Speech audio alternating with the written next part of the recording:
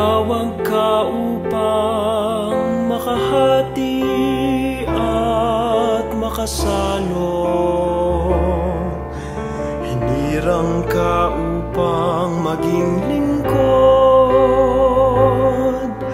kasama ng sambayanan sa pagdulog. Sa pag-ibig ni Kristo nabubuklod. Ikaw ay pari ni Kristo, tagapagpahayag ng mabuting balita sa mga tao. Ito ang buhay at lakas mo. Sa iyong pagkatao, sinasalamin mo